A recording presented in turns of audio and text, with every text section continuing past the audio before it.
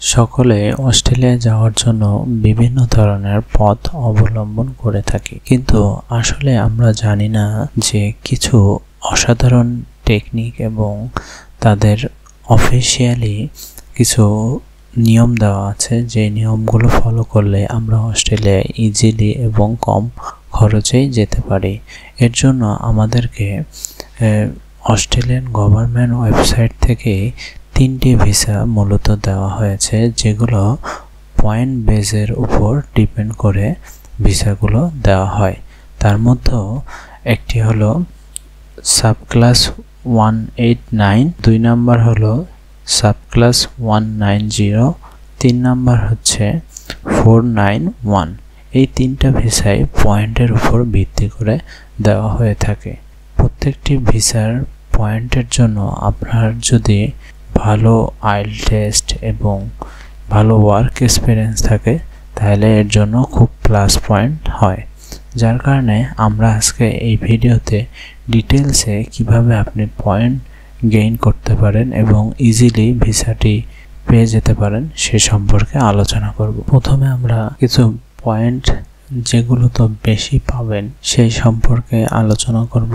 যেমন কিনা আপনার যদি এজ 28-30 বছরের মধ্যে হয়, তবে আপনি এর জন্য 30 পয়েন্ট আগে থেকেই পেয়ে যাবেন। এবং আপনার যদি বাংলাদেশ অথবা বিভিন্ন দেশে ওয়ার্ক এক্সপিরিয়েন্স 8 বছরের অধিক হয়ে থাকে, তবে এর জন্য আপনি 15 পয়েন্ট পেয়ে যাবেন। এবং ওয়ার্ক এক্সপিরিয়েন্স উপর ভিত্তি করে এটি কম বেশি হবে। আইল টেস্টে এরপরে যদি আইল টেস্টে আপনার প্রত্যেকটি ব্যান্ডে 8 থাকে, তবে এর জন্য 20 পয়েন্ট যোগ হবে আপনার পয়েন্টের সাথে। যদি আপনি 190 ভিসাটির জন্য আবেদন করেন, তবে এক্সট্রা 5 পয়েন্ট এর সঙ্গে যোগ করে নিতে পারবেন। এবং আপনি যদি 491 ভিসাটির জন্য অ্যাপ্লাই করেন, এর জন্য এক্সট্রা অলরেডি আপনার 15 পয়েন্ট যোগ হয়ে থাকবে। এবং আরেকটা বিষয় আপনাদের বলে রাখি যে যার যত বেশি পয়েন্ট হবে সে তত বেশি ভিসা পাওয়ার চান্স থাকে, যার কারণে পয়েন্ট বেশি নেওয়ার সবসময় চেষ্টা করতে হবে। 189 ভিসাটি মূলত স্কিল ইন্ডিপেন্ডেন্ট ভিসা। এই ভিসাতে আপনি অস্ট্রেলিয়ার যে কোনো স্থানে কাজ করার সুযোগ পাবেন। কিন্তু অন্যান্য 2টি ভিসা যেগুলো আছে 190 এবং 491, এই 2 ভিসাতে আপনার নির্দিষ্ট এলাকা অথবা নির্দিষ্ট স্টেটে কাজ করতে হবে। যেমন 190 যদি ভিসা আপনি পেয়ে যান, তবে নির্দিষ্ট স্টেটে আপনাকে মিনিমাম 2 বছর সেখানে থাকতে হবে। এরপরে আপনি যেখানে ইচ্ছা সেখানে যেতে পারেন। এবং আপনি যদি 491 ভিসাটি পেয়ে যান, তবে এর জন্য আপনার রিজনাল মানে আঞ্চলিক স্থানে মিনিমাম 3 বছর থাকতে হবে। যদি 3 বছর থাকার পরে আপনি অন্য কোথাও যেতে পারবেন।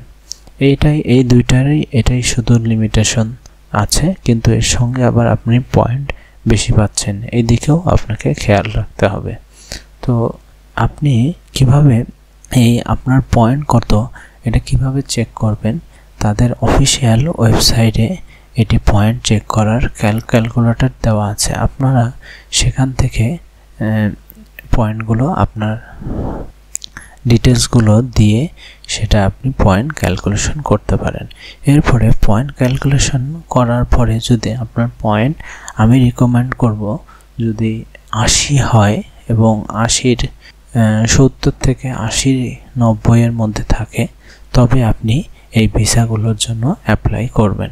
যদি অনলাইনে কিভাবে অ্যাপ্লাই করতে হয় এ সম্পর্কে আপনারা জানতে আগ্রহী হন, অবশ্যই কমেন্ট করে জানাবেন এবং এই ভিডিওতে সর্বোচ্চ লাইক করবেন। দেখা হবে অন্য কোনো ভিডিওতে। আজকের মতো এতটুকুই। আসসালামু আলাইকুম।